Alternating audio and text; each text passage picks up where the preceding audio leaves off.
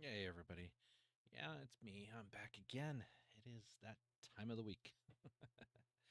But without further ado, let's get into the message today because we've got some gaming to do and we've got a big mission coming up for us in Everspace. So let's get to the message. Fleet depends on power. Without it, even the most advanced systems fail. Shields drop, engines go cold, and the mission stops. That same principle applies to the church. Everything we do, every broadcast, every outreach, every mission runs on power. And not just electrical power, but spiritual power fueled by obedience. And at Power Up Church, we talk about that flow in two systems: Power Boost and Power Core. Power Boost is what keeps the ship operational. It fuels the day to day mission, the live streams, the online church environments, the Bible study streams, the training of volunteers, and the upkeep of our digital and physical hubs. It's how we stay online, responsive, and ready to serve.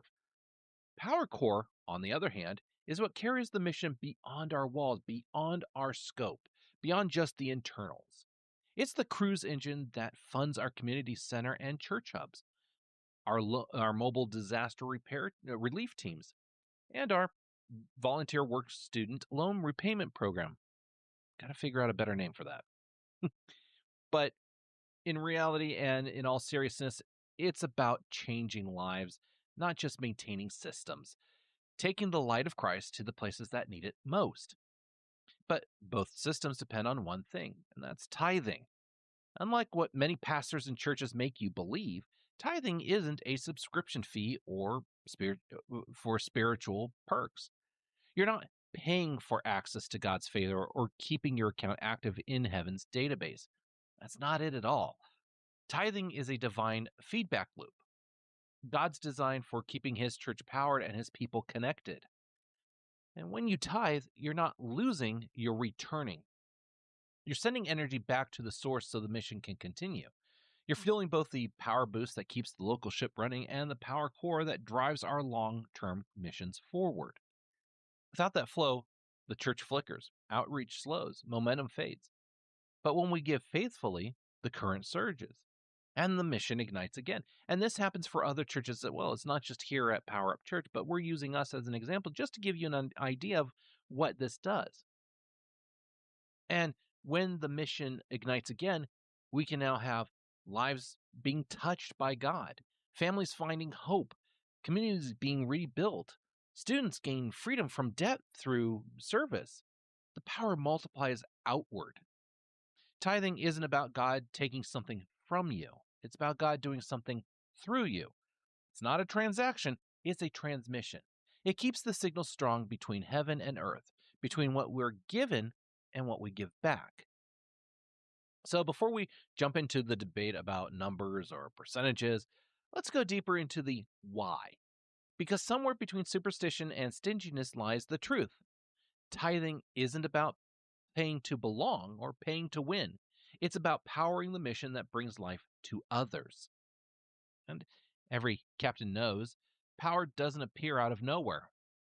It flows from a source. It's drawn, directed, and returned. The moment you try to bypass that system incorrectly, the grid collapses. And that's how God designed his kingdom to work. Everything he gives us, time, talent, resources, flows from him. The tithe was never meant to drain us, it was meant to align us. It's the spiritual law of return, the act that keeps our hearts tethered to the source of all provision. And that's what brings us to our first myth, which is it's a payment for whenever I feel like it. In Leviticus 27:30, it talks about the tithe and its relation to you and God. Every tithe of the land, whether of the seed of the Lord or the fruit of the trees, is the Lord's. It is holy to the Lord. Now, the first misunderstanding about tithing in this aspect is that it is a payment. Now, while this chapter ends with an additional aspects of the tithe, this one verse is the key to reversing this common myth. You don't pay tithes, you return them. Scripture calls it holy to the Lord because it already belongs to him. The tithe isn't ours to spend, it's God's claim on what he's trusting to us. Now, in Deuteronomy 14:22 and 23, it debunks the when I can narrative. You shall tithe all the yield of your seed that comes from the field year by year, and before the Lord your God in the place that he will choose to make his name dwell there. You shall eat the tithe of your grain, of your wine, of your oil, and of the firstborn of your herd and flock, that you may learn to fear the Lord your God always. Okay, before we talk about when we can, there's one aspect I want to make clear. Many prosperity gospel preachers look to this passage in Deuteronomy as validation for the quote, give $1, God returns $100. What the tithe is talking about is giving 1/10, which coincidentally is where we get the word tithe. Back in the day, giving 1/10 of your harvest or flock or herd was a buffer to get people through lean times. It ensures a way to give to those who had less at any time, really. If you've heard the musical Joseph and the Technicolor Dreamcoat, listen to what Joseph recalls regarding Pharaoh's dream. Joseph states that surplus crops should be stored for the upcoming famine. Now, Joseph is utilizing this idea of the tithe to get Egypt through the famine. And today, tithing is basically the same, only with project and missions for community and the world. Getting back to when I can myth, did you notice the last part? That you may learn to fear the Lord. Tithing isn't a financial move. It's a it's a discipleship move. It trains our hearts to depend on God as our source, not our salary. It's a built-in safeguard against self-reliance. Now, within this, I want you to understand that the second myth we're going to be talking about is that tithing was only an Old Testament thing. If you notice, we did use Old Testament in the last two. But just to let you know, Jesus canceled that idea out. In Matthew 23:23, Jesus actually affirmed the tithe while warning against hollow giving. He said, "Woe to you, scribes and Pharisees, hypocrites! For you tithe mint and dill and cumin and have neglected the weightier matters of the law, justice and mercy and faithfulness. These you ought to have done without neglecting the others." In other words, Jesus was saying that tithing wasn't really the problem, hypocrisy was, and we'll really get into that later. This is why the widow's two coins observation in Mark 12:41 to 44 is so important. The heart of the widow was much more important. Her tithe was not for show, nor was it a hypocritical act. It was present in Jesus' time and is perpetual. And the third myth, God doesn't need my tithe, the church just wants my money. Well, let's break that down. Yes, God doesn't need anything, but he chooses to use our obedience to power his mission on earth. The tithe is the mechanism through which his people participate in his work, and Malachi 3:10 really brings us to fruition.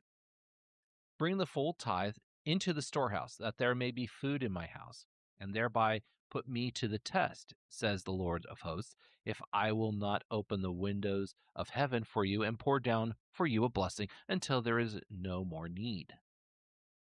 The storehouse isn't a vault. Truly, it is a distribution center. When God says, so there may be food in my house, he's talking about provision for his mission, that his people, his priests, and his purpose could keep functioning. The tithe was never about God collecting dues. It was about ensuring his work continues through his people. And of course, the final myth being tithing doesn't make a difference. Sounds familiar, right? Just change tithing to prayer, and you've heard that before. But in this aspect, that's really a lie whispered by the enemy to keep believers powerless. Every tithe is a signal, a pulse of trust that travels straight back to heaven. It's how faith stays active and how blessings circulate. And we see this in Proverbs 3 9 and 10. Honor the Lord with your wealth and with the first fruits of all your produce. Then your barns will be filled with plenty, and your vats will be bursting with wine. That promise isn't about luxury, it's about sufficiency. When we honor God first, we ensure that we have what we need to continue the mission. However, do not confuse this with any prosperity gospel. This is another passage that prosperity teachers use. The key word here is then. And why is such a word so important that can change the way we think about tithing and prosperity? Then, in this syntax, is a reminder to ensure enough reserve grain and seed for planting the next season. This act of discipline, tithing for future planting and for others, is what Malachi states, ensuring the prosperity of all in good and bad times. So let's be clear, tithing isn't a tax, it's not a church fee, it's not a spiritual bribe for blessings.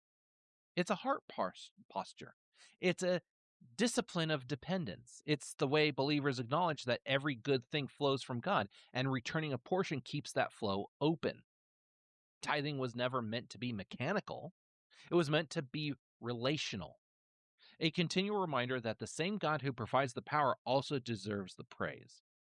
But somewhere along the way, we turned that relationship into a formula, treating generosity like an algorithm instead of an act of love.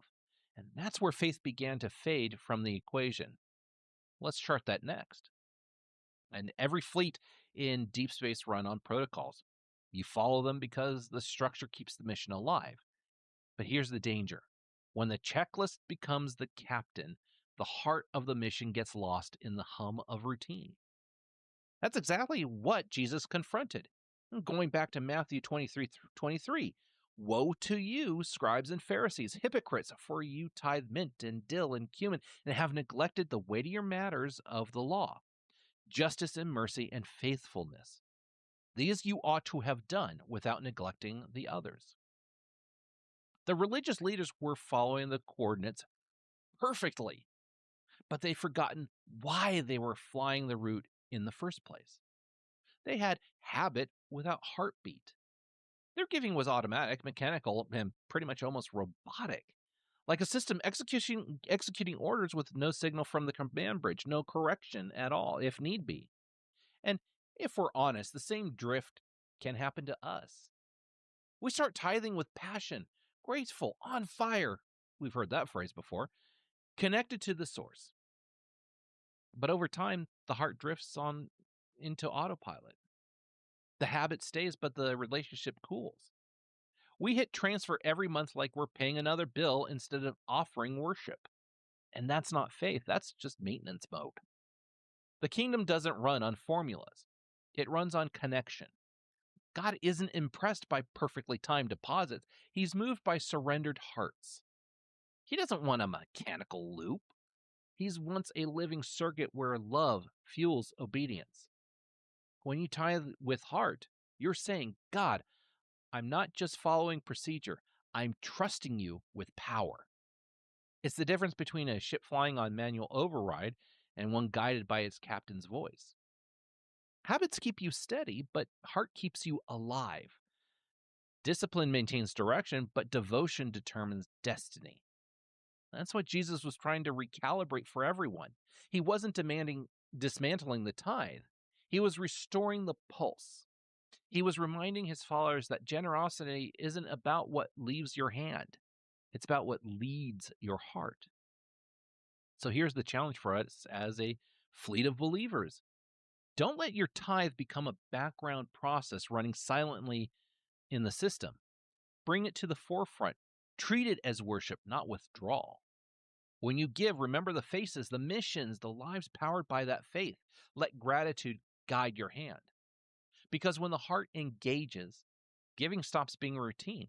It becomes revelation. It's no longer about following a formula, it's about following the source.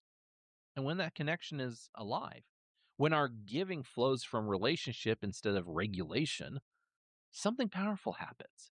The core surges, the mission accelerates, the source multiplies what we surrender. Now that we've talked about the fleet, let's go a little bit into the multiplication protocol because every starship captain knows that propulsion isn't just about fuel, it's about flow. If power moves through the ship the right way, efficiency skyrockets. If it clogs, even a fuel tank can't move you an inch. And that's what Paul was describing when he wrote to the believers in Corinth, a spiritual propulsion system that converts generosity into momentum. And we read that in 2 Corinthians 9 6 through 8.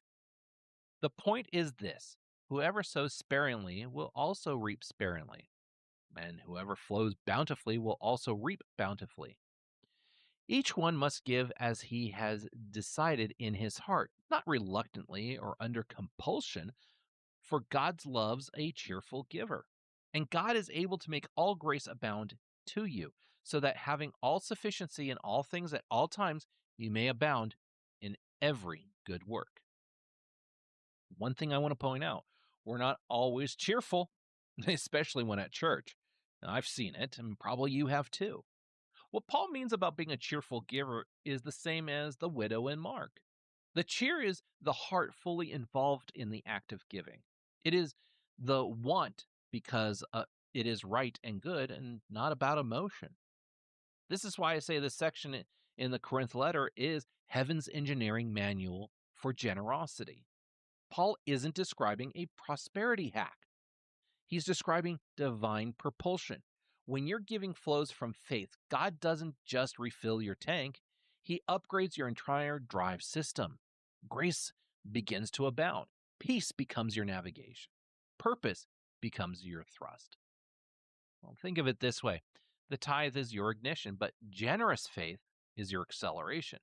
When you give willingly, the spiritual current amplifies. What leaves your hands begins to multiply beyond what logic can trace. This is because your tithe to the church, and for example, Power Up Church, is part of other people's tithes and offerings. You may give $1, but someone may give $100 at the same time. This is the multiplication Paul writes, and where prosperity preachers get wrong. That's because God never wastes surrender power. Every credit of faith, every ounce of trust, every act of obedience gets converted into motion. It pushes the mission further into new territories, new hearts, new frontiers of grace. But I want you to notice something. It's Paul's emphasis, not reluctantly or under compulsion. He's warning against forced generosity, the kind that runs on fear or obligation. A ship forced forward burns out its core, but a ship fueled by purpose, it can travel galaxies. When the heart gives freely, the energy flow is pure. And when that flow is pure, multiplication happens naturally. Your generosity becomes a chain reaction, sparking hope, sustaining ministries, restoring lives. And here's the beauty of God's system: He doesn't just multiply what you give, He multiplies who you become through it. Each time you give with joy, you become a stronger conductor of His power, a clearer signal of His love, a brighter beacon in the darkness. Now, I also want you to do one other thing.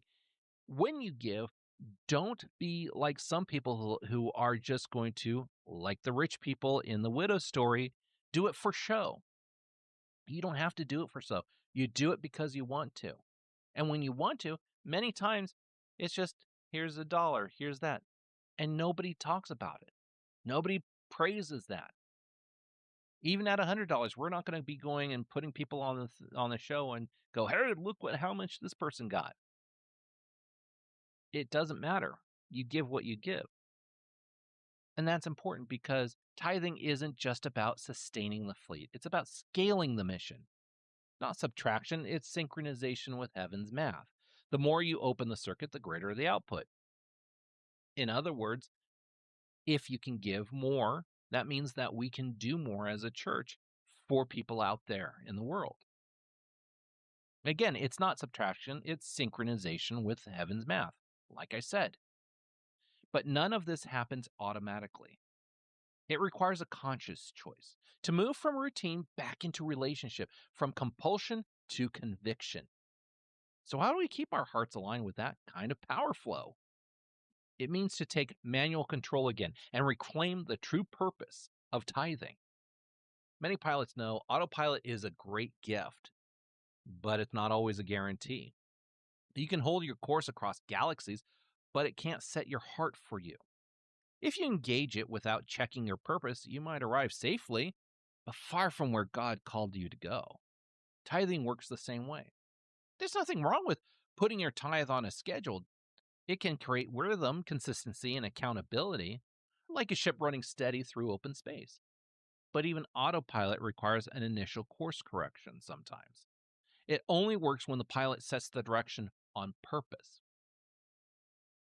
And in, Second Corinthians 9:7, Paul writes it, and we've talked about this earlier, but this passage really brings that purpose home.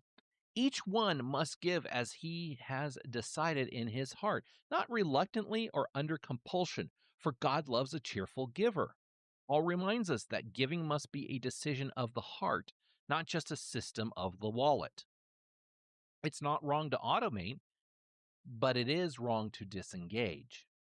When you schedule a tithe, make sure you're still present in it, grateful, prayer, and aware of why you give. To take this more closely, as a pilot, I've heard many people say, it's not like Ron Popeil says, set it and forget it. Autopilot, you still have to check your instrument. You still have to check your surroundings. You still have to be engaged in flying, even though autopilot is flying the plane. And in this passage, just like I just said, Paul reminds us that giving must be a decision of the heart, not just a system of the wallet. It's not wrong to automate, but it's wrong to disengage. The early Israelites understood this principle long before digital banking ever existed. When God invited them to build his dwelling place, he didn't demand, he inspired. And we read this in Exodus 35:5. Take from among you a contribution to the Lord. Whoever is of a generous heart, let him bring the Lord's contribution. Okay, now wait. Before anyone notices, I did shorten this passage and the further 10 verses because Exodus 35 is about building the tabernacle, the Lord's dwelling place, while Moses and the rest roamed the desert.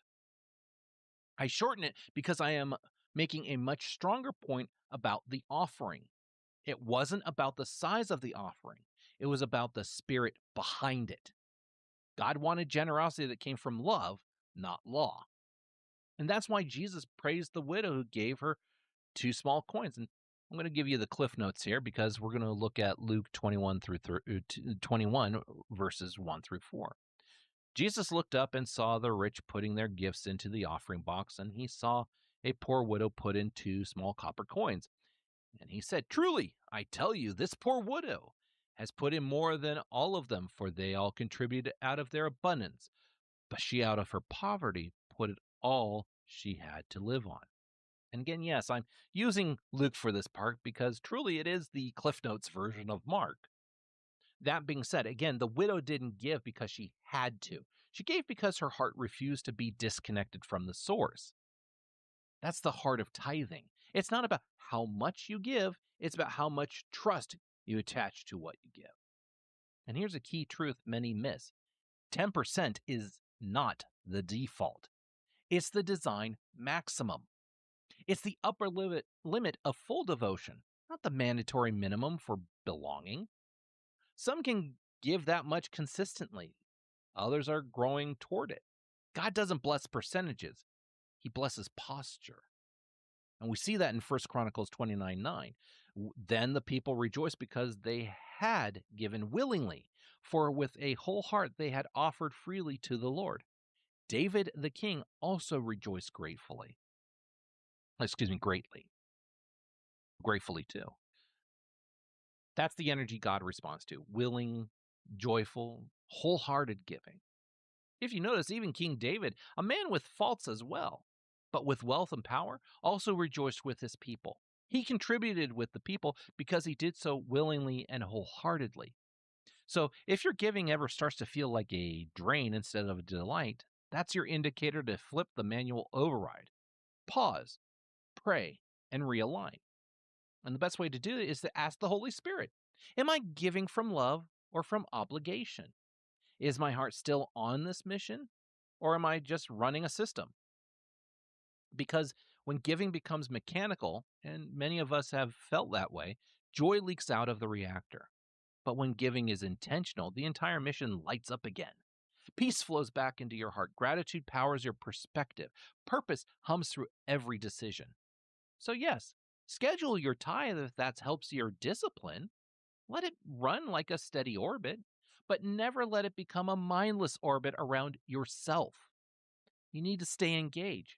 You need to check your readings. Make sure the source is still your focus. And if I said giving starts to feel heavy, stop and recalibrate.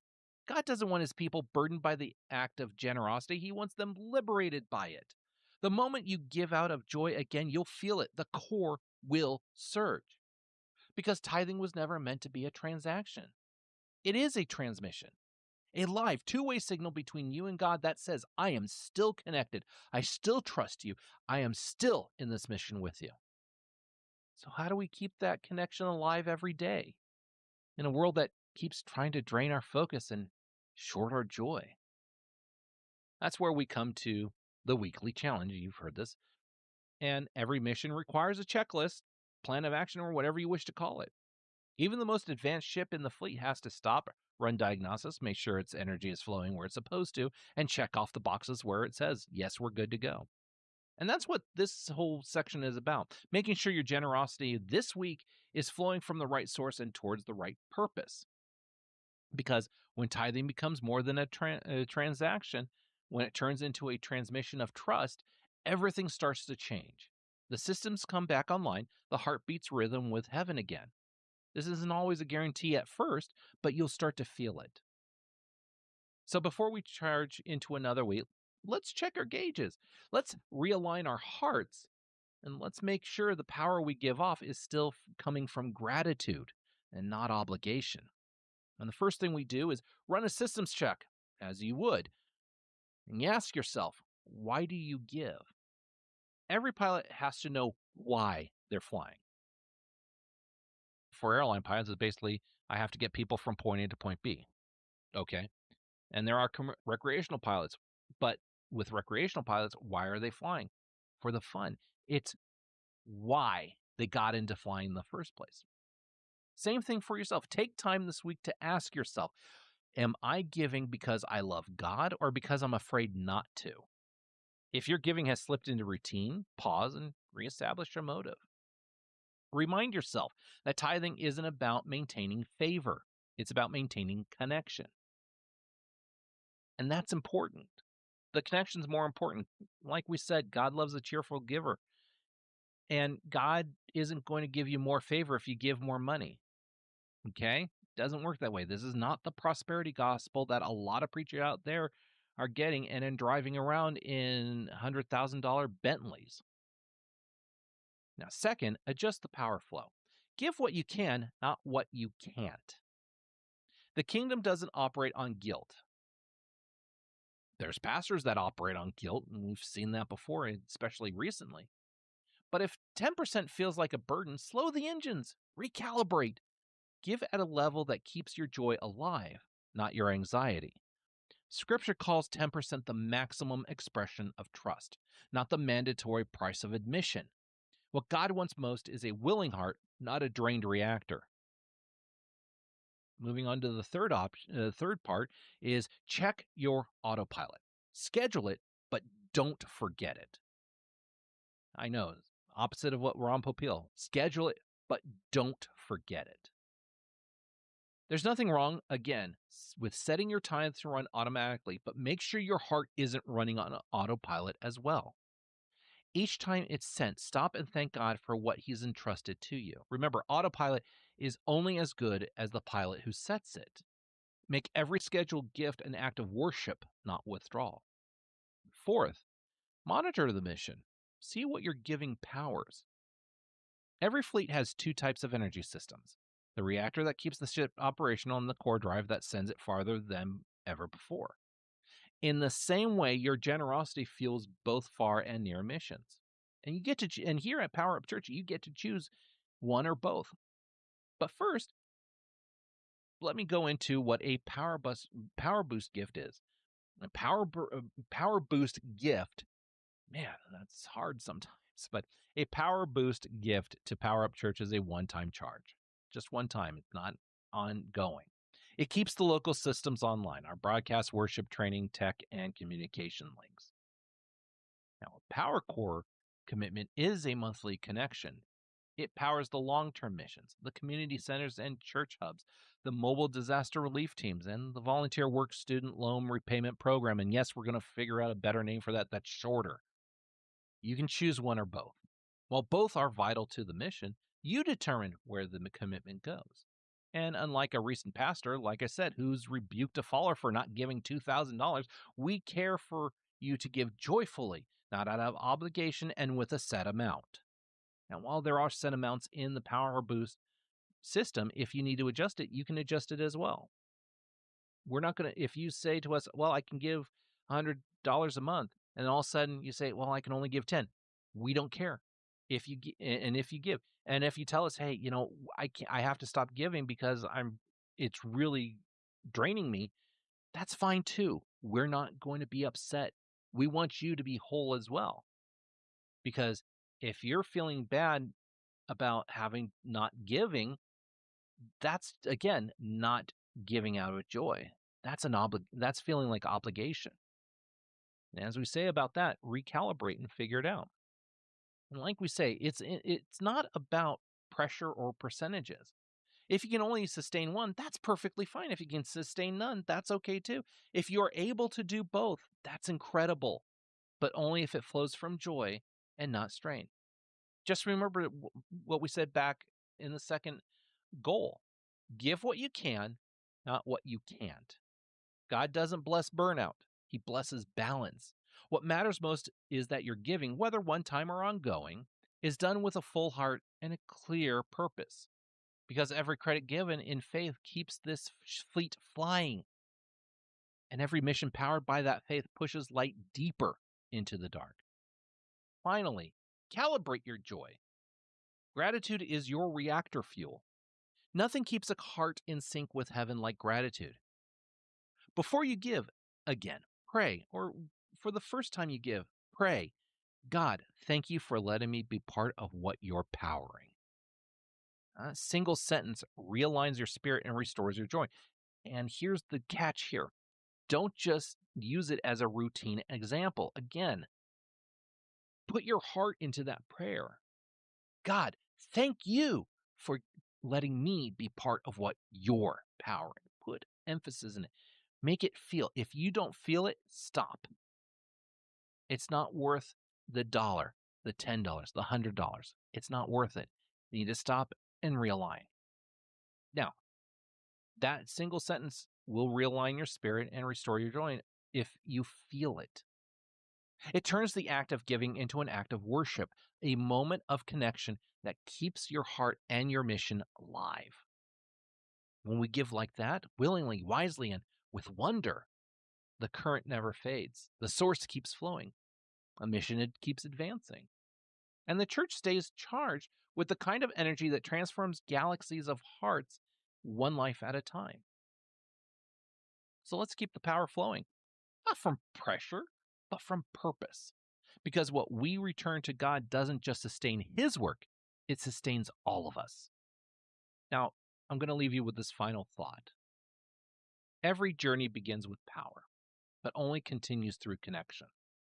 You can have a full tank, the best ship in the fleet, and a flawless map. But if you lose contact with the source, you're just drifting through space with no light on the horizon. That's why tithing matters. It's not a transaction, it's transmission. It's how we keep our hearts tethered to heaven's grid, how we stay connected to the one who built the ship and plotted the stars. Somewhere out there, people are waiting for hope, for a signal in the dark. Your obedience keeps that signal strong. Every act of generosity sends a pulse through the spiritual network, carrying light into places that feel cold and silent. So don't give to pay God back. Give to stay in sync. Give because you trust the source more than the system. Give because you believe the mission is still worth powering. Whether you're sending a one time power boost to keep the local reactor online or locking into the power cord to sustain long term missions, what matters most is that your heart stays connected. If it's done with joy, heaven amplifies it. If it's done with trust, heaven multiplies it. We don't give to earn blessings. We give because we already been blessed with purpose. Every tithe, every gift, every act of faith is one more spark in the fleet, one more life lit, one more fueled mission. So as we head out this week, remember this. You're not just maintaining a system, you're powering a story.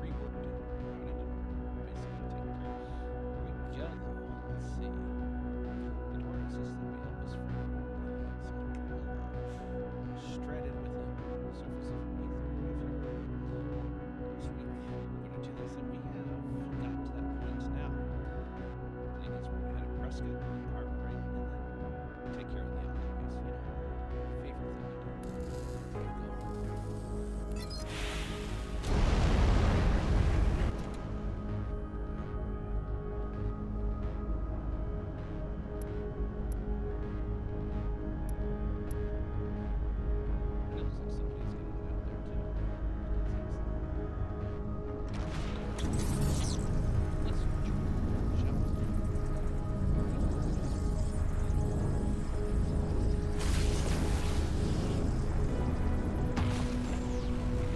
Something gets on my eye right now. Ugh. I'm sorry.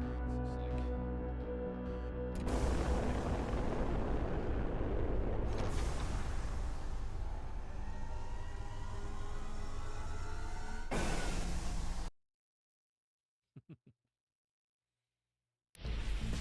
yeah. As I said in the message,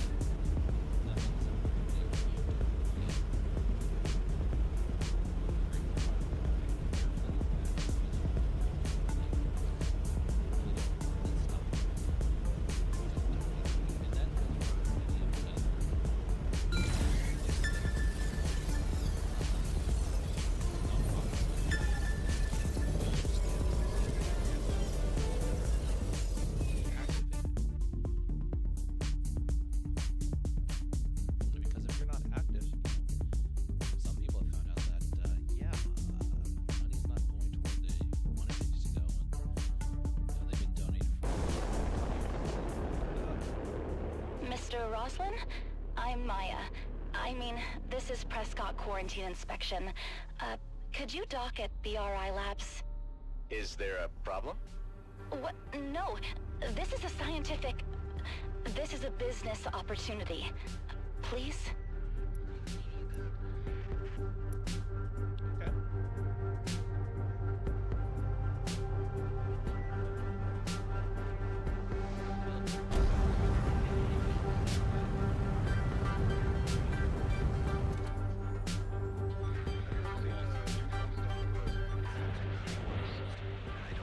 I'm here. What's your scientific business opportunity, Ms. Dr. Kapadia. You went into the Kait Nebula recently. Why would you think that? The jump gate to Kait was shut down. The microbes on your hull are a match. While you were there, did you see the bones? The giant skeletons floating in space? Yeah.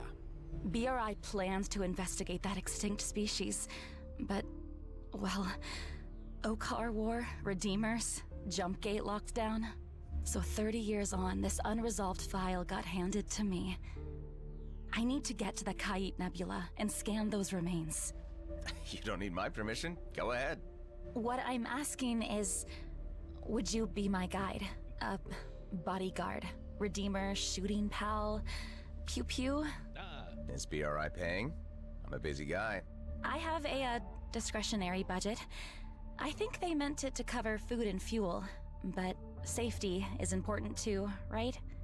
It's pretty high on my list. When do we leave? Oh, now! I just need to grab a mass spectrometer. I've got a favorite. Like, who doesn't? I'll meet you at the jump gate into Kait Nebula. Well, that works for us. I pulled Dr. Kapadia's file, xenobiologist. Several degrees, but an unremarkable career. She seemed nice enough. You think anyone who declines to shoot us is nice enough? Anybody who doesn't shoot you is nice.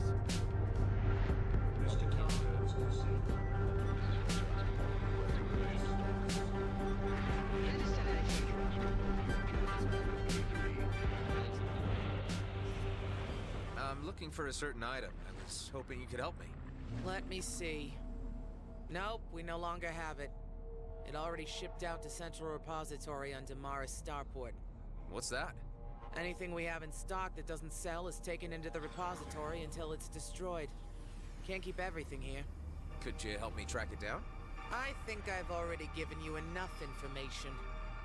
Can I see your G&B credentials? Never mind. I'll ask on Damaris myself.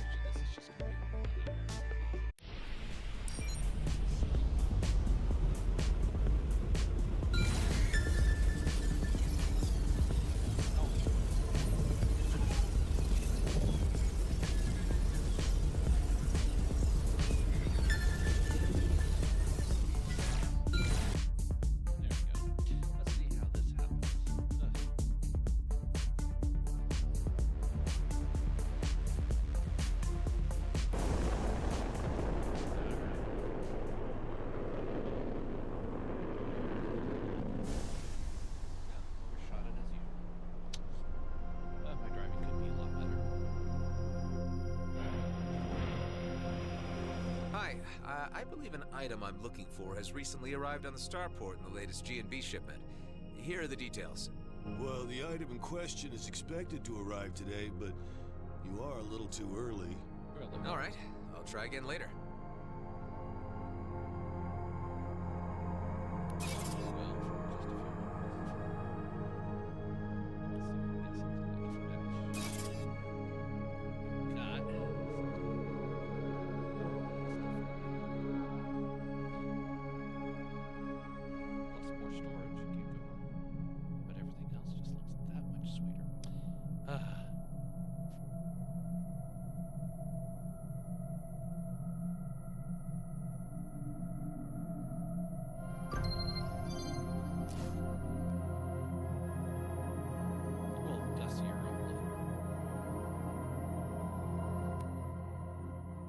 Let's take this for a spin. Actually, let's gussy her up now. All right. Also, let's take care of this. We already have that. We have nothing we absolutely have to have. We have nothing for them.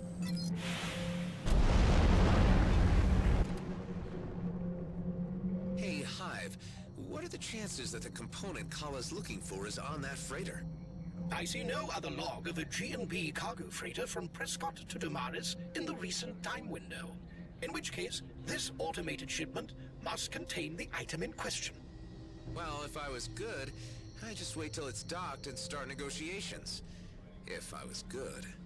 Only now you bring morality into your decision-making?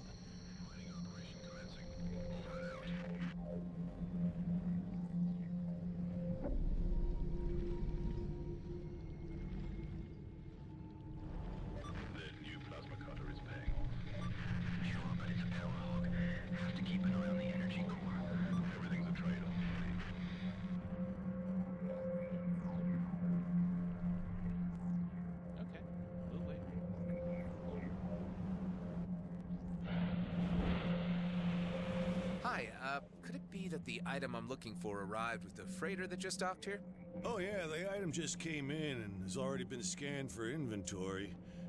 It can be made available to you for a processing fee. Of course. Okay, how much is that then? 20,000 credits. What? That's a bit steep. Look, man, the processing fee is non-negotiable. You have got to be kidding me.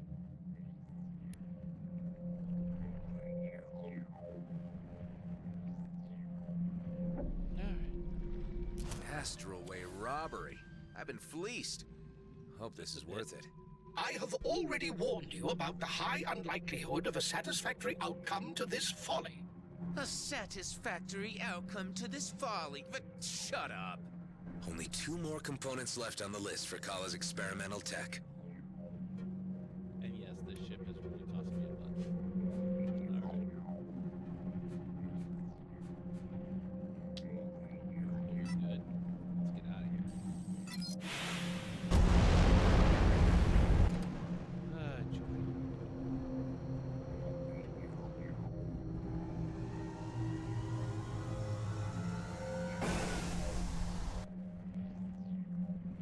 I know, that was a hint, everybody.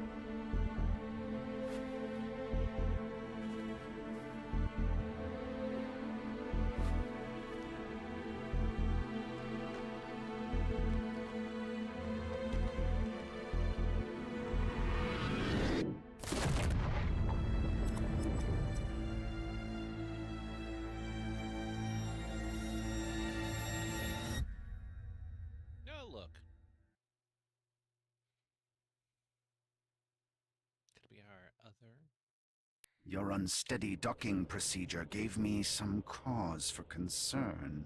Hi, Tarjak. Sorry, I just blacked out for a minute. Weird flashbacks. Kind of personal, I suppose. You are experiencing hallucinations? I don't know what they are. Something glitching with me. Strange dreams when I least expect them. I really hope they don't kick in when I need to fight. Such dreams can be deeper insights. It is believed by the Okar that certain celestial bodies can trigger visions and signal calamities to come. In any event, I wasn't expecting another shipment of Jinn. What brings you here? Or were you lost? No, I'm on other business. Do you remember being sold an alien component, a charred block with alien symbols? I was pointed in your direction. Mary DeVint sold me a trinket that fits that description some time ago. That's the one. I need it. I must say, I am a little perturbed by your entrance and your demands. It's complicated, hard to explain, but it's also important right now. You know, if I didn't know better, I'd say you've been touched by Eshahar. But I say too much. The bauble is yours. It has no discernible function. I have no idea why I kept it so long. Perhaps it was destined for this moment. That's actually very reasonable. Thank you, Tarjak. Be on your way. Just never say I didn't do you a good turn. Great. Now we only need to find one last component for Kala's experimental tech.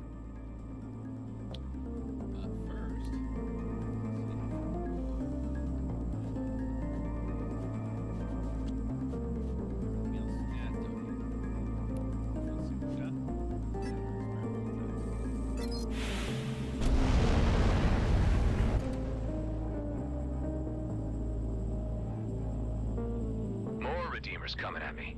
They never learn.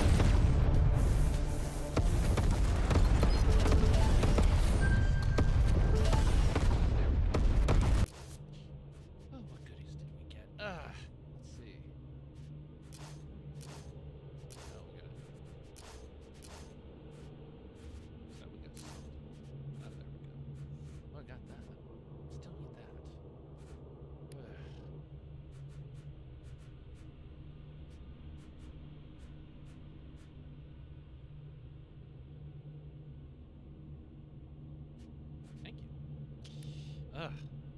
Those days, I think. Alright.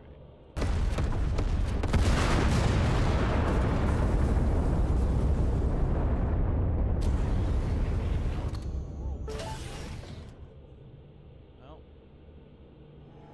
Send here, destroy the base.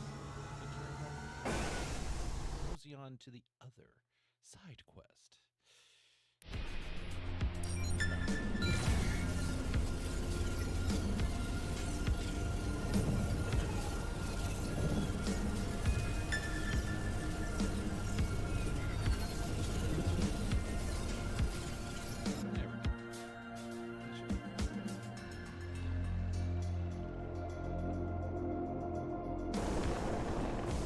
Hi, Adam. Maddox is back with our new guests. They've told me about your little site expedition for, what is it, things? Kala has some knowledge of alien tech, and I think we could use the extra edge right now to ensure our survival. How long do you think this will take? Hang on a sec. I just arrived at an outlaw hideout where one of the pieces of the puzzle's meant to be. Hey, you outlaws, listen up. You have something I want, and you are gonna hand it over now, or I blow your base to bits. Who the hell are you? What have we ever done to you? I'm gonna count to 10. 6, 7. Hey, what happened to 1 of 5? 8, 9, 10. Anyway, Delia, I figured there's no point in negotiating, so I'm going in with guns blazing. Do what you must. Just stop tooling around and try to get back here before we have a fist fight on base. Please. I'll try to speed this up, promise.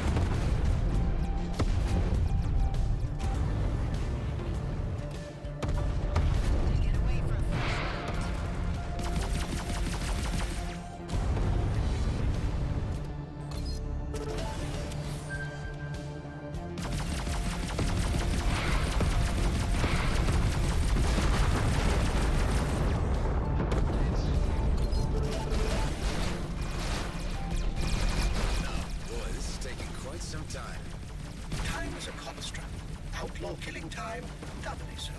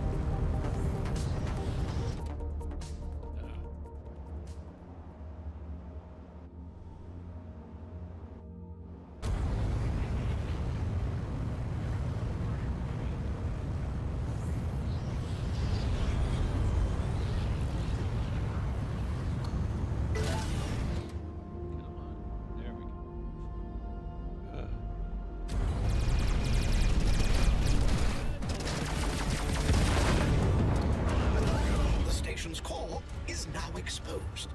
Thanks, Ive. I know how this works.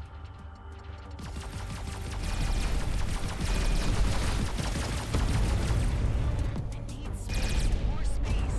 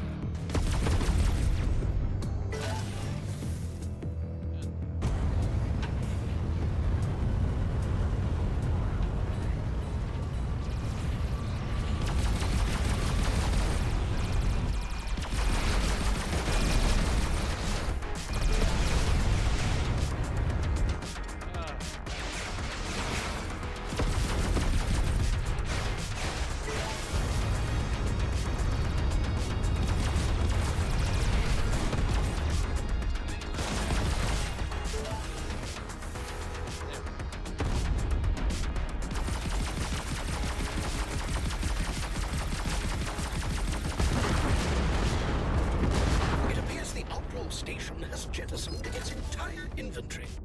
Let's take a little look around for what we need. So, let me see. I have the component from Tarjac, the part from G&B, and the part the Outlaws took. That's the full shopping list. A collection of charred relics. I wonder how the strange alien can possibly make anything from these. Well, we're about to find out. First things first, let's see. Where our inventory is. Okay. Yeah. Do that.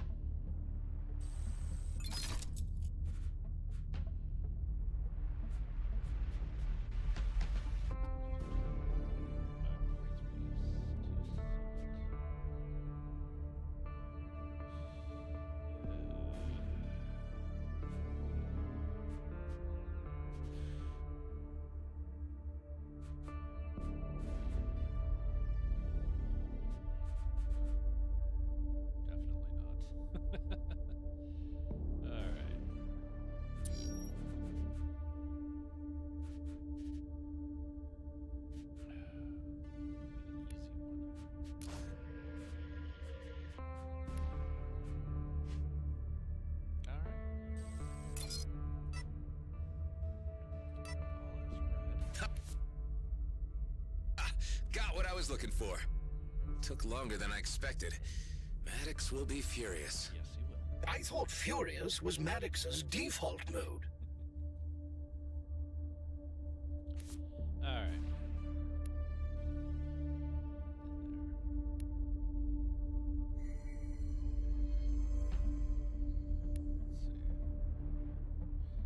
Let's just head here. If I remember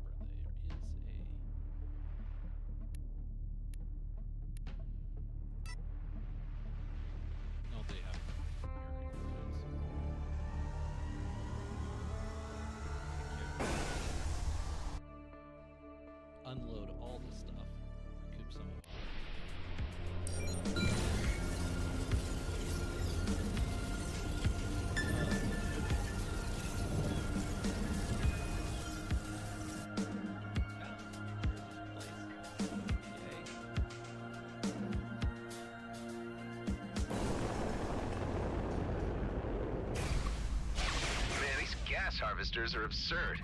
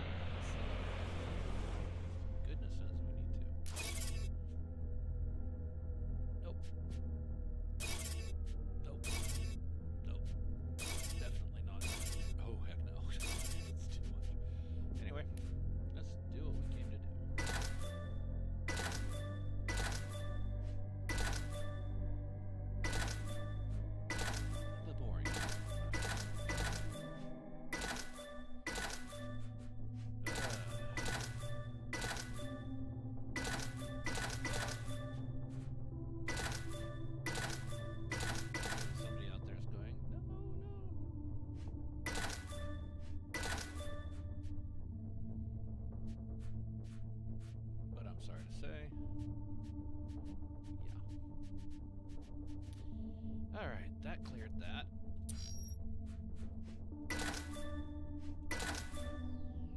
And we're done.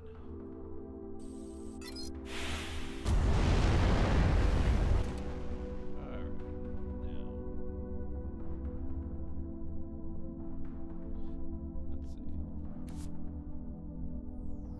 Let's take care of this.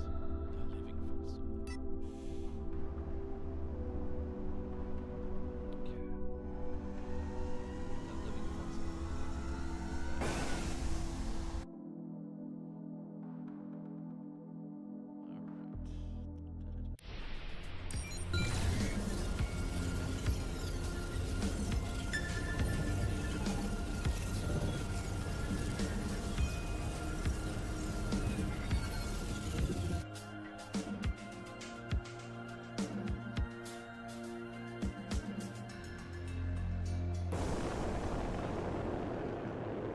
I'm glad you're here. This place is creepy. Quiet, but spooky. Compared to an ancient tomb, it's not so bad. What are you hoping to find at the bones? A clue to when the species went extinct. Vacuum is a preservative. Well, in some ways. See, if I can find a sample of marrow, then I can cross-index with a historical record of stellar radiation and... Sorry, shop talk. You're probably not interested. I wouldn't have asked if I wasn't interested. Let's get going, Doc.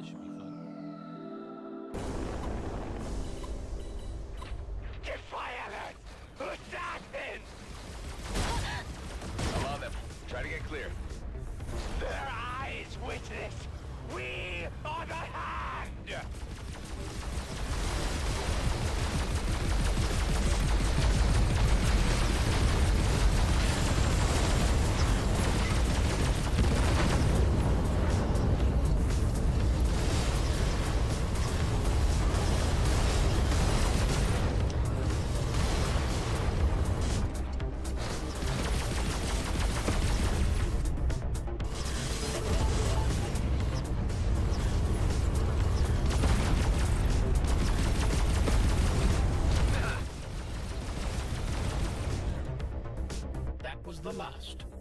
I heard about Redeemers, scientists that went mad. Are they always that intense? Yes. Pretty much. So, let's not linger. Sending coordinates for the remains.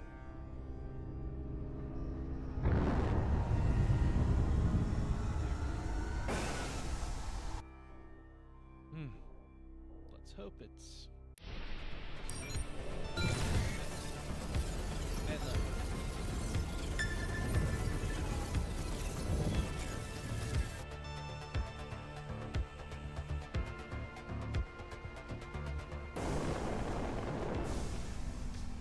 Oh my gosh, the bones are huge. Yes, ma'am. Throttle back, Doc. I see Redeemer patrols. You hold station here. I'll run ahead and clear them out for you.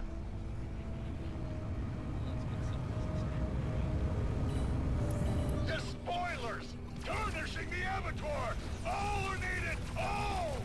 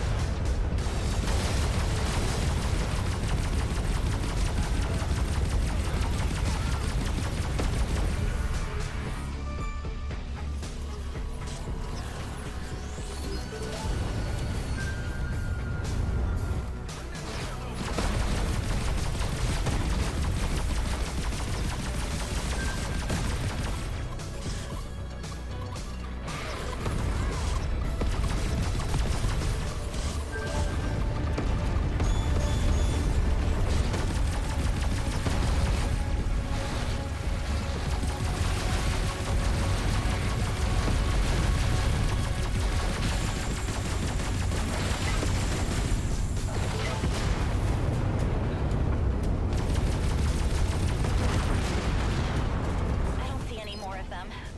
Is it safe? Safe as it ever gets around here. What are you hoping to learn?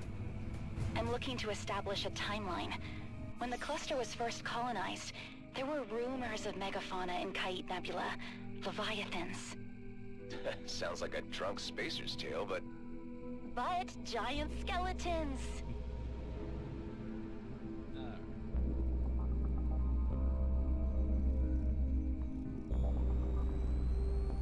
Hostile contacts. Focus on your scans, Doc. I'll handle them. All are here, all! Slay the despoilers!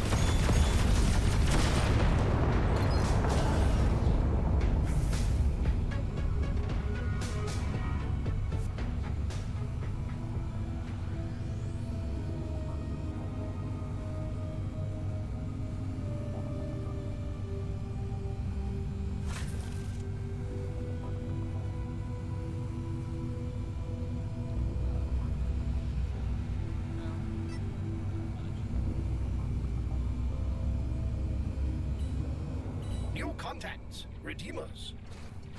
Doc, how much longer? I don't know yet. These are bigger than I expected.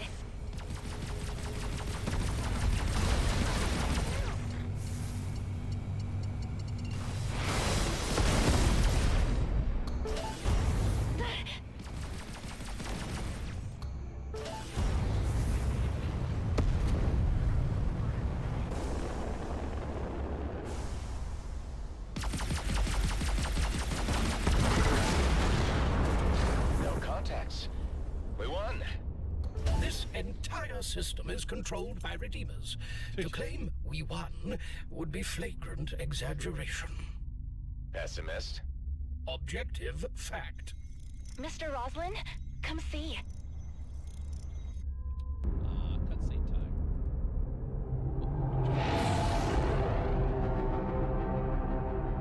So, is this your drunk spacer's tale, Doc? Nothing like this has been seen in decades. I ran my tests 3 times to be sure. These bones, they're recent. Radiation decay suggests these have been in space only a few years, and I found a residue that might indicate their point of origin.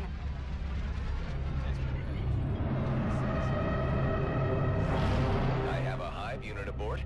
Maybe he can analyze that. A trivial task. One moment. Look at this skull.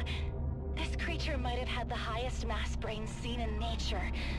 I wonder how intelligent it was. One must not mistake quantity for quality. A massive cerebellum may indicate inefficiency. That's a possibility. The materials and ratios of the residue are a match for the atmosphere of Janat at a depth of 300 kilometers. Janat, the next planet over. Could Leviathans travel interplanetary distances, or did someone move the bones here? Let's go find out. Well, you heard the doc. Let's go find out.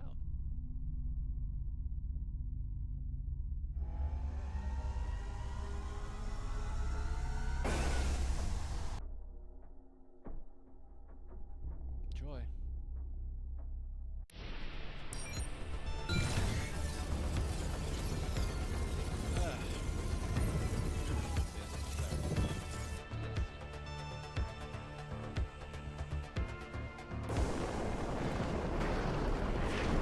It's a big planet. Where do we start? I see 2 areas of turbulence below the cloud deck, like large objects are blocking the jet streams. More skeletons, you think? I don't know, but my ship can't go much deeper. Could you check them out? Sure thing. Sure.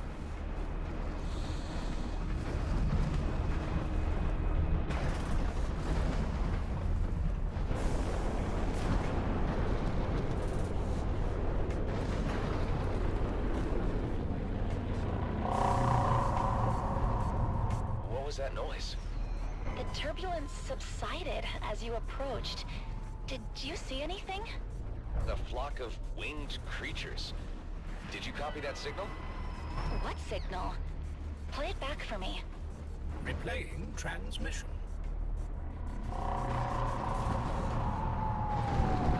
Whoa, that got a reaction. They appear agitated. Just a little.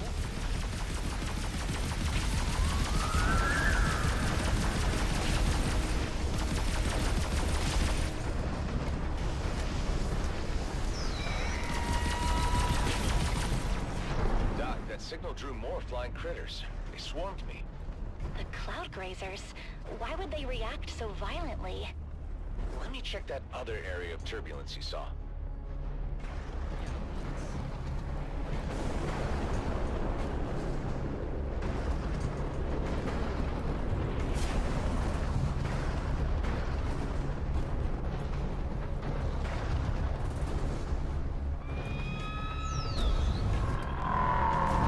Signal on the 1558 megahertz band. Sounds different from the first one. Play it back, Hive. Let's see what happens. More cloud grazers arriving. They are as vexed as the previous group. Whatever that noise is, they sure don't like it.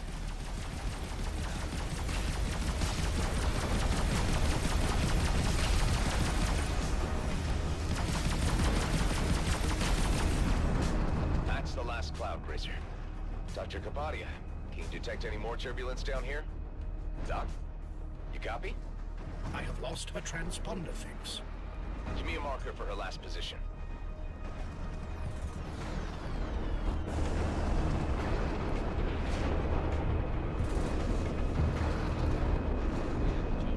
Maya, The ship is disabled. Salvation in their bones, their blood!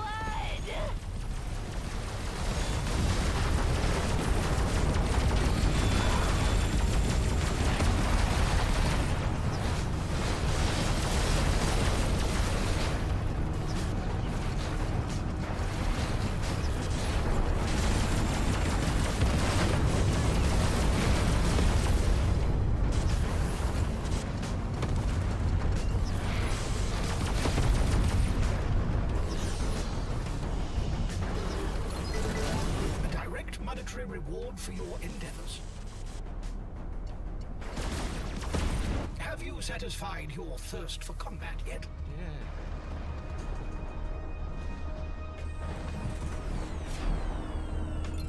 Oh my gosh, that was scary. Thanks. The Redeemer with the harpoon left behind some kind of gas cloud. Hive, what is that? A fly-through sample is required for analysis. Of course.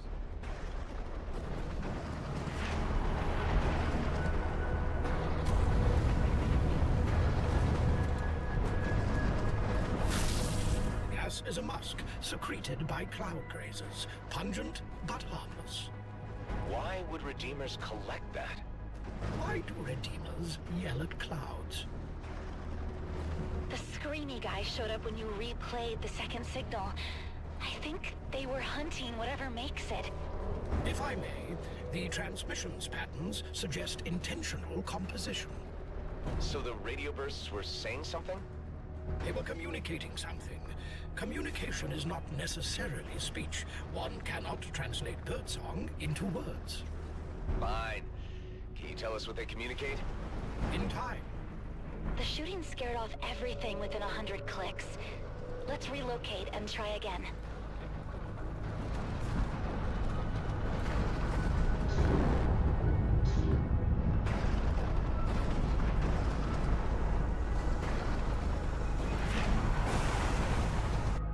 What else is new?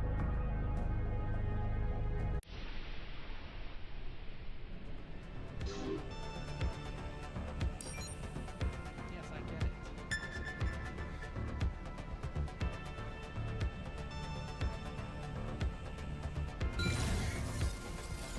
None other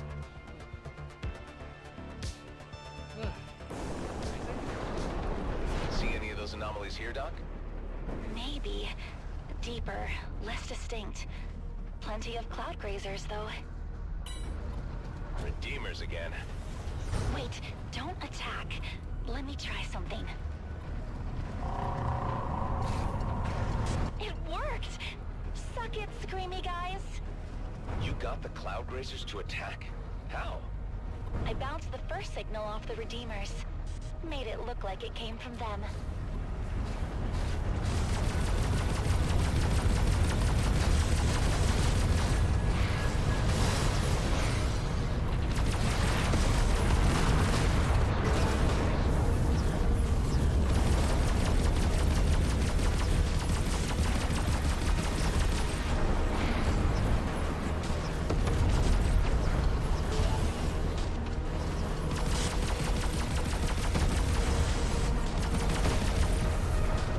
Okay, those signals provoke cloud grazers to huddle up and make them aggressive. I think it scares them. My theory is it's a hunt call. Whatever makes that signal preys on cloud grazers. Something down here hunts the Cloud Grazers, and the Redeemers hunt whatever that predator is. Analysis complete. Each signal begins with a sequence that corresponds to the geomagnetic coordinates of its origin. So repeating it anyplace else is gibberish. Can you synthesize a transmission from this position? Done. Here come the Cloud Grazers. Whoa! There was something rising fast. Huge. But it veered off at the last second. A hypothesis. We know the Redeemers gather musk from cloud grazers. Perhaps it is to disguise themselves. A spacecraft is a foreign object here. The life forms here think we smell bad? You do live in that flight suit. How about this? Find more cloud grazers, shoot them, and douse your ship in musk. Maybe then we'll see what's sending those transmissions.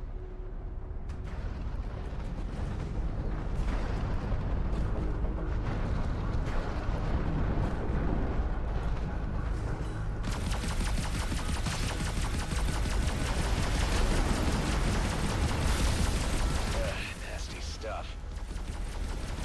I believe we have masked the scent of our ship. Let's try this again. Transmitting. I hope this is working.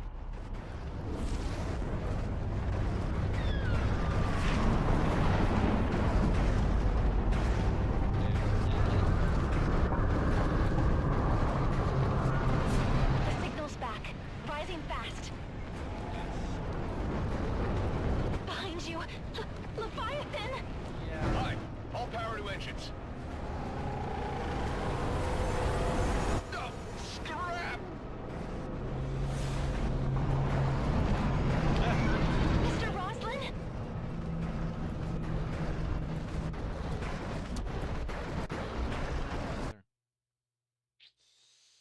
Yeah. Hear me? Mr. Roslin, please respond.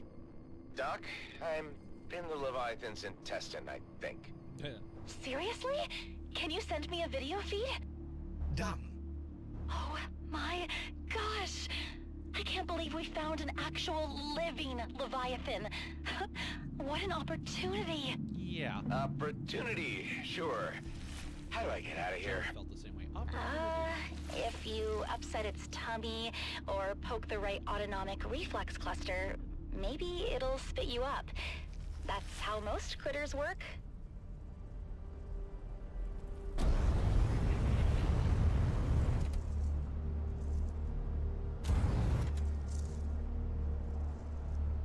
Unidentified life forms. In here? How? Oh gosh. Of course they'd have a gastrointestinal ecology, but are those parasitic or symbiotic? Either way, they don't like me.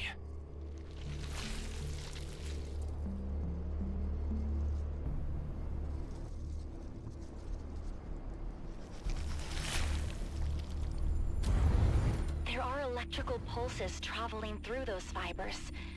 Could they be axons? Nerves controlling those muscles?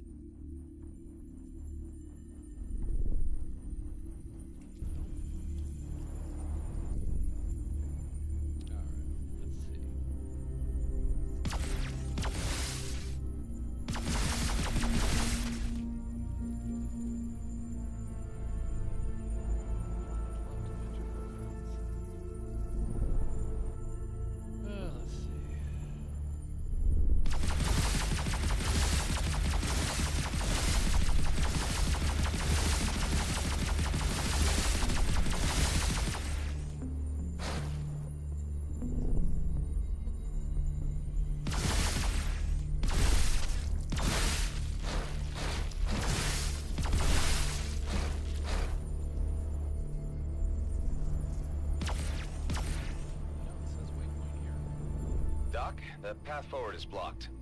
A constrictive muscle. I wonder if Leviathans have multiple stomachs. How do I get through it? I'm guessing here, but cutting the axons might cause it to relax. Okay. If they regrow that fast, how do I proceed? The axon fibers are in clusters. You can tell them apart by color. Can you find a position to cut several in the same group at once? If they're all severed, they may not regrow. Great. The path to the next compartment has cleared. We should study those further. Regenerating axons could cure some forms of paralysis.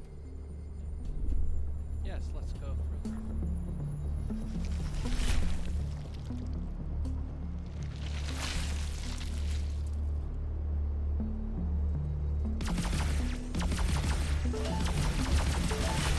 Doc, are you seeing these clusters on the wall? What are they? Microbiota, except they're huge. So, macrobiota? We all have symbiotic ecosystems in our digestive tract to break down food. These are macrobiota astrocetacea. I grabbed a sample for you. Yeah. Continue exploration.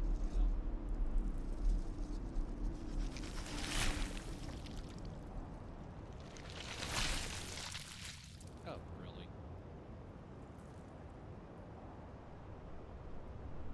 And Look at that. Surviving Redeemer drones all the way in here. They appear to be harvesting the macrobiota. I don't know what they want with it, but they're not getting it. yeah.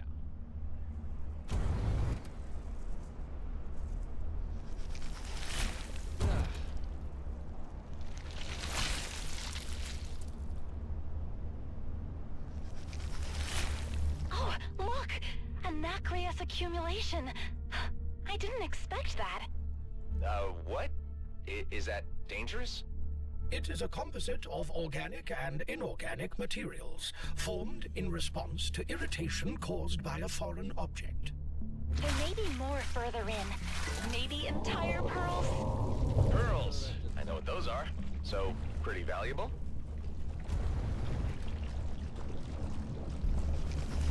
I don't think he liked that.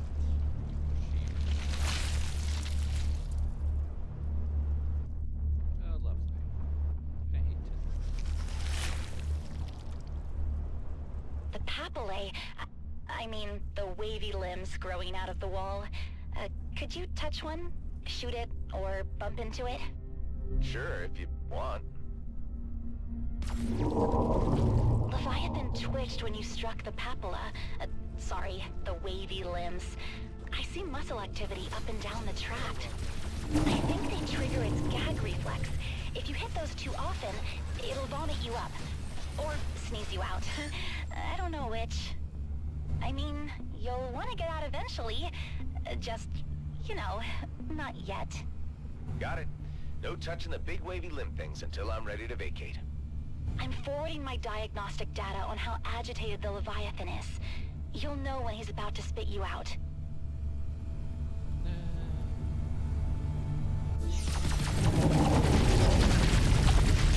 What's going on?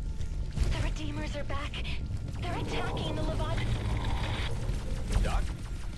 Maya? The ship may be disabled. We need to get out of here. Deliberately provoking the creature seems warranted.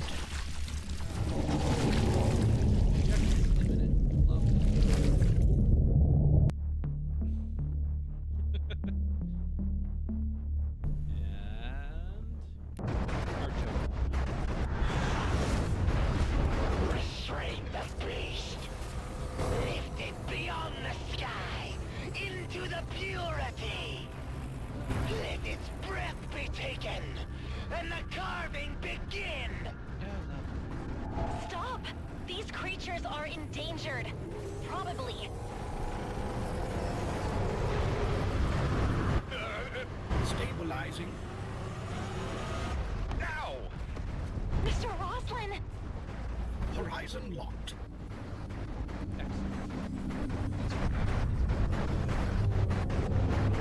The Leviathan's leaving. All destroying, unconquering, We have more urgent concerns. unworthy, defiant. The bones of our transcendence flee. Are you alright? Just fine. I'll get you home safe, Maya.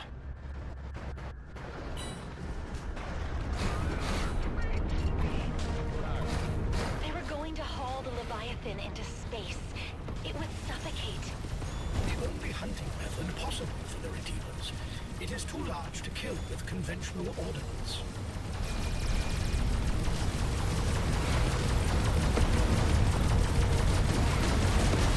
Why are the Redeemers hunting Leviathans?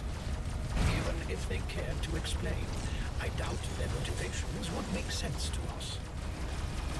We want to be luminous, untethered. The flesh of the beast would give.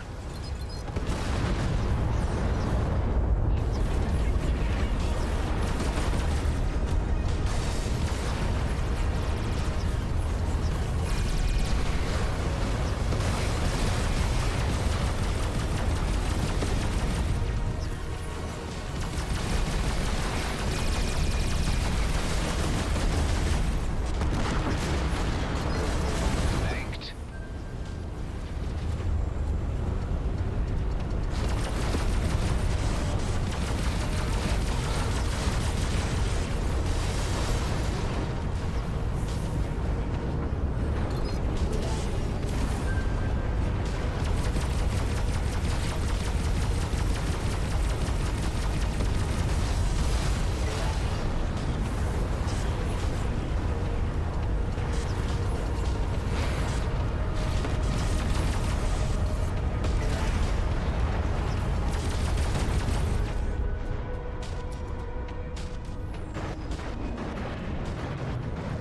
What were they yelling about when the big ship blew up?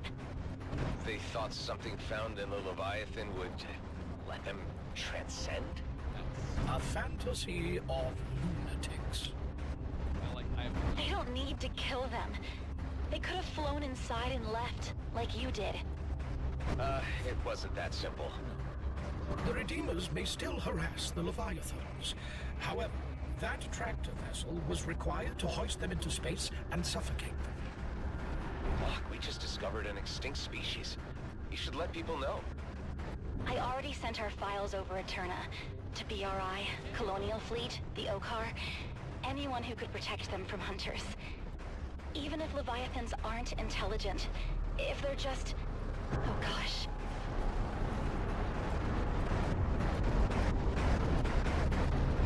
We're not food.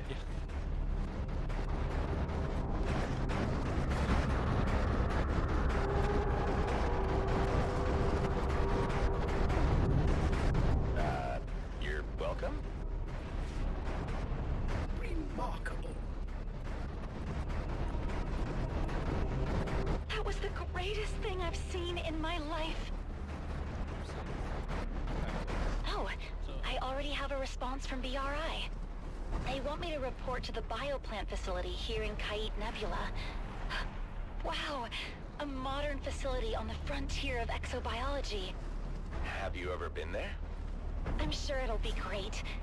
You should meet me there. I can share my data analysis with you. Why don't we do I'll stop by. Fly careful, Doc.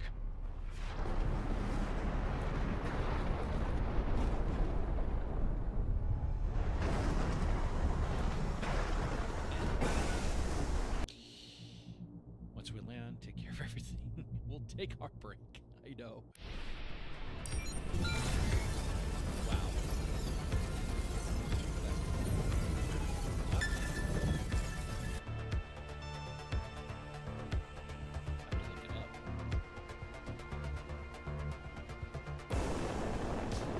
Looks like a research outpost?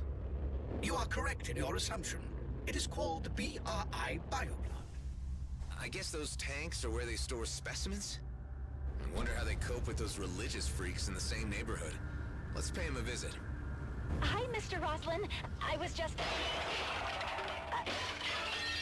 everything's fine. Feel free to dock.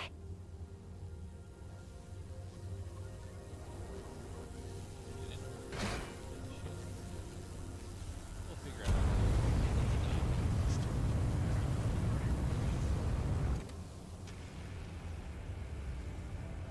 Investigate the bios. Station ground control. Major T-01. Do you read? I don't think we have correct helmet calibration.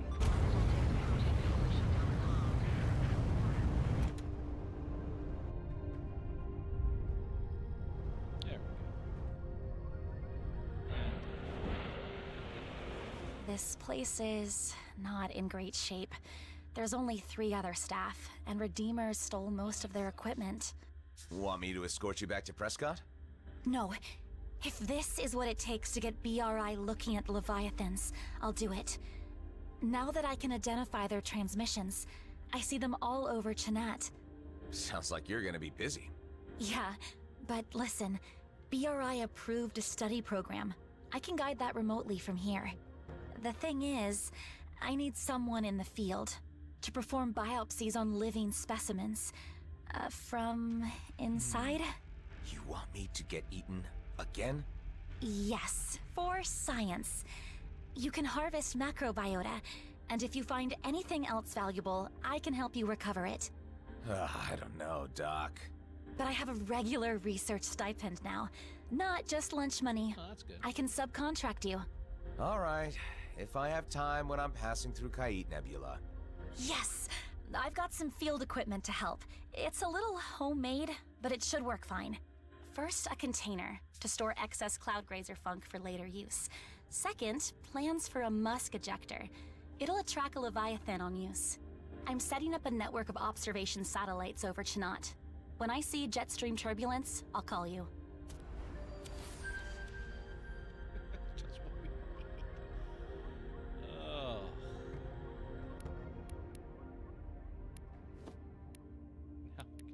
So let's see.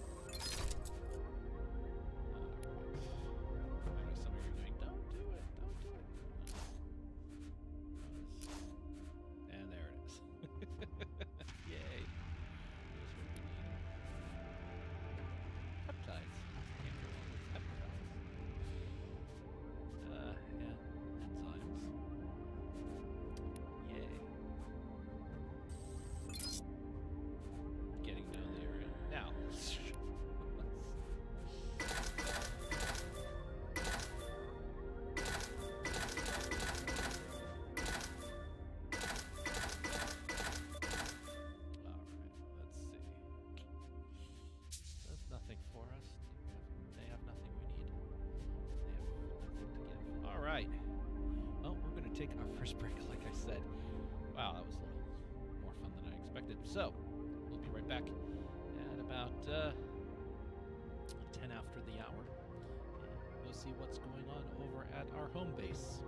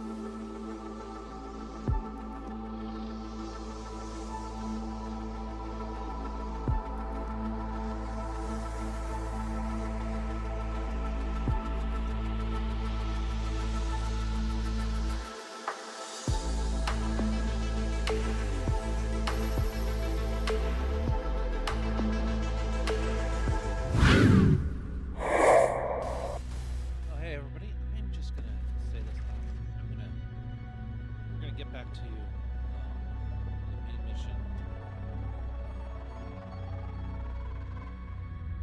Head over to the home base, get through the cutscene, and then we're going to cut it off there. And all of a sudden, just had a little bit of issue.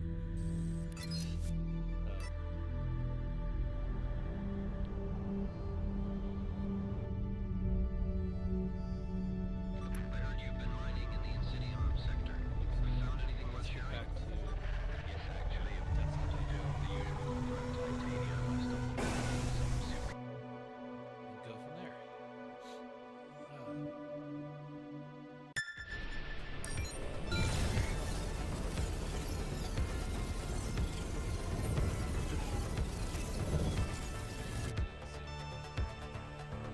That's not too bad.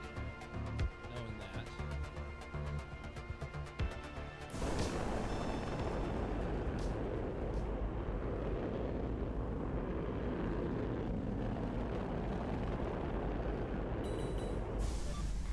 Silence relieves me.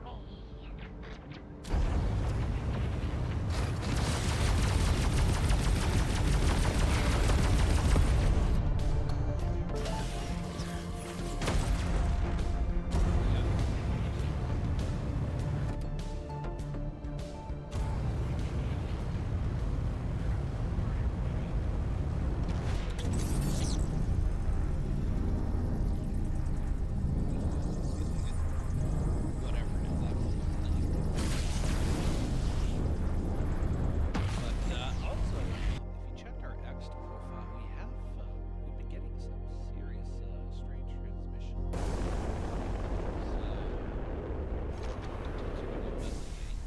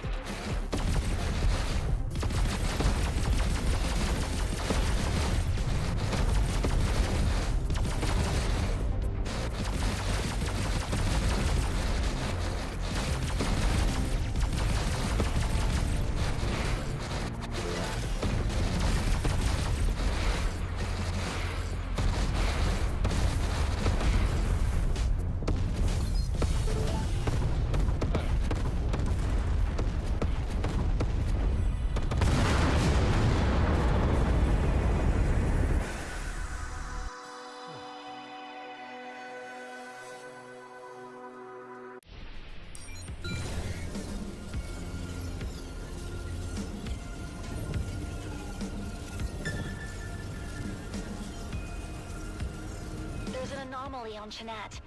Probably a Leviathan. Understood. I just gotta take care of this.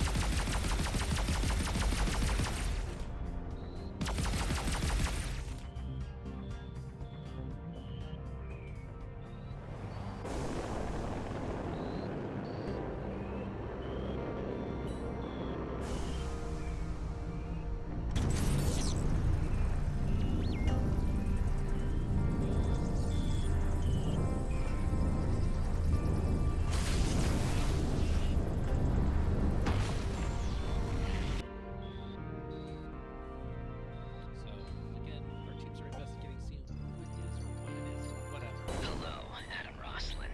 It's me again. Fallon Pango. Did you miss me? Not necessarily. I've got news for you. What is it? As there is no such thing as a secure channel, I'd rather have you come here. Can't you just give me a hint? It concerns a random wreck that almost fried your ship's AI. All right. I'll visit when I can. Guy gives me the creeps. I am still on the comms with you, Adam Roslin. Wavelengths and beeps. I'll be right there.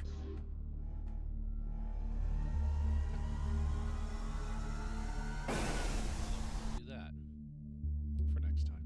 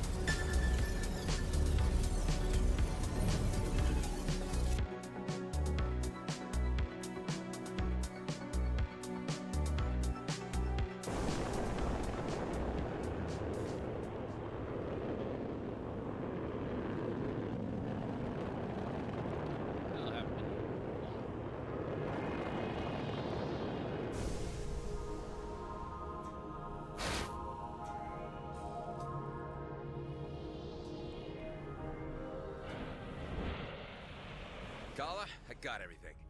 I'd now like you to show me what all this is about. Once I put the pieces together, it can be used to create a rip that will let you jump through space and hopefully take me home. Sounds promising. I only hope it works. Will you two please finish your damn yibber-yabbing? Adam, I've waited long enough. We got a job to discuss. Now, on the bridge. Okay, all right, Maddox. Cutscene time.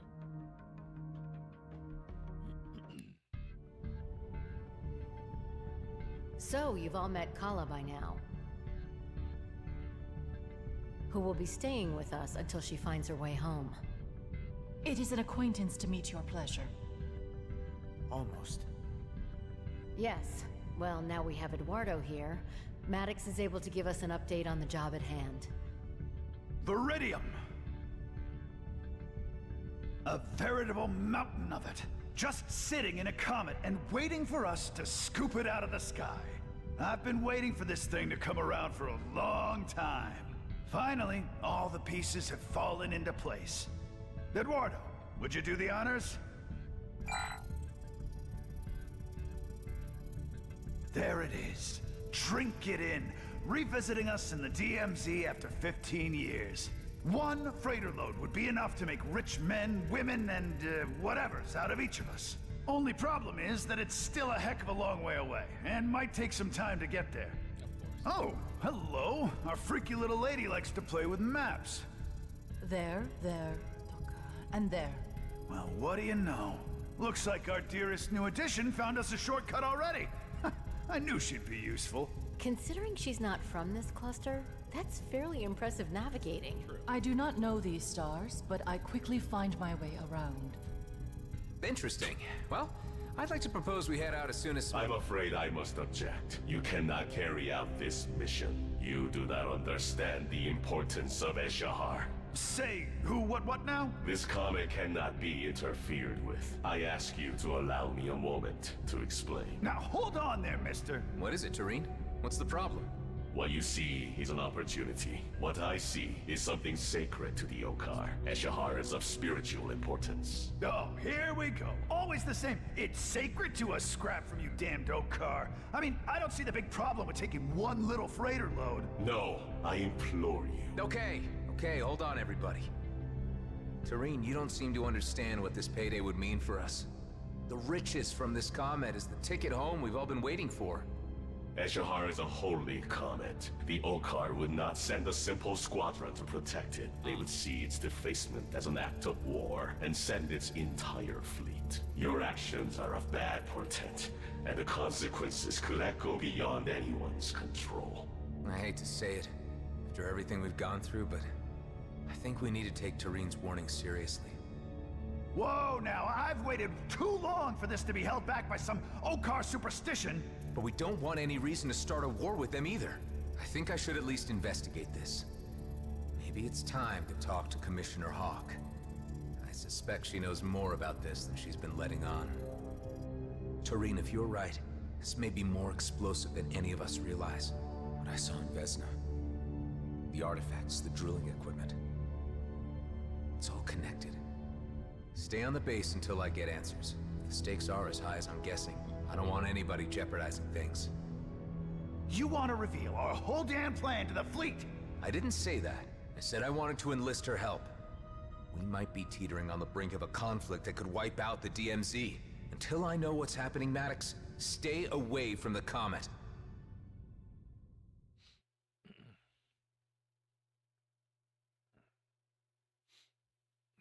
I can't believe you would have the nerve to ground me, Adam.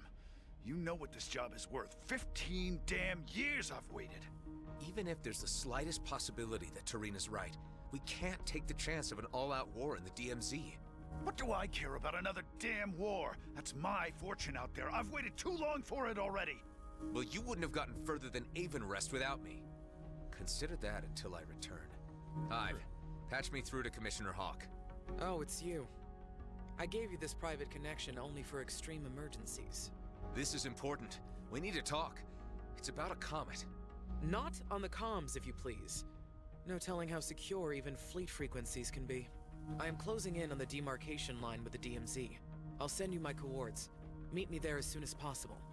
Until then, keep channels free and speak to no one. Damn, that's off my charts. I'll see what I can do. Over. I'll need to make it fast. I don't think we can hold down Maddox for too long. Kala, come in. This travel tech you had me pick up, does it really work? Yes, Kliko. It joins two places by a connected rip. Having inspected the technology for myself, I have determined that it operates by finding a matching resonance between two astrographic points. Cool. This facilitates a spatial bypass of the two locations to momentarily manifest.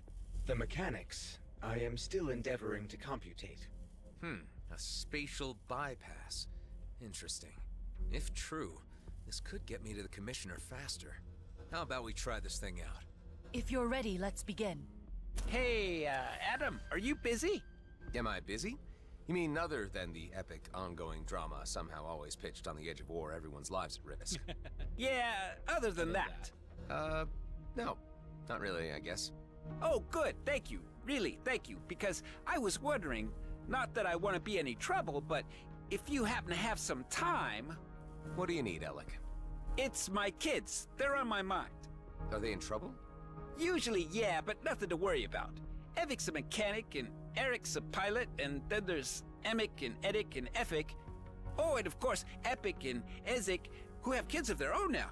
Can you believe it? I'm a grandpa. Somehow, yes. And there's still all the others. Too many to get into right now. But it's been so long since I've had any word from any of them. And if you were to ever, be in the area... Where are they? With their various moms, mostly on Avonrest, but it's the ones out at Coalition HQ and Drake System that I'm more concerned about. You could reach it through the hidden wormhole in Union. I don't know it. If you give me coords, I'll stop by and make sure they're all accounted for. Okie dokie. Coords are sent over. I'd go myself, but the Coalition told me to only show my face again if the cluster's about to implode. Appreciate it, dude. For you, Alec, I'd do anything.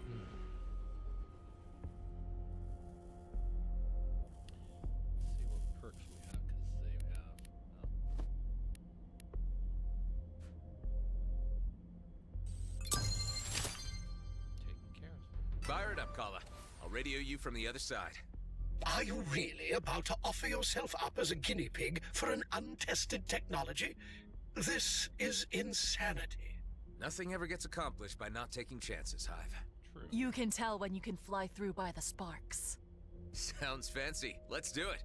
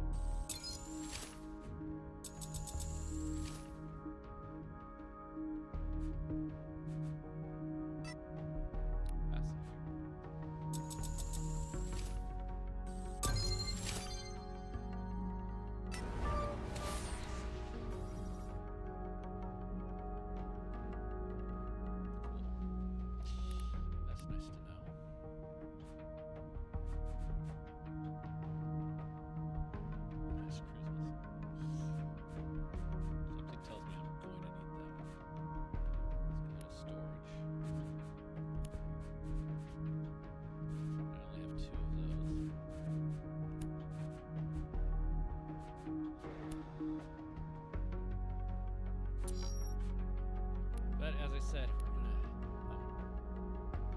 we're gonna get this taken care of. Should save it here. So, thank you all for joining us. For those who missed our message, go ahead. Monday on YouTube, it'll be uploaded. Anything else that I can think of? Not that. But yeah, next week we'll see what's going on. Again, the transmission was very urgent that we hold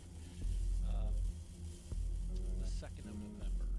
At least that's what we calculated for this signal. So we'll figure it out, and we will see you all next week.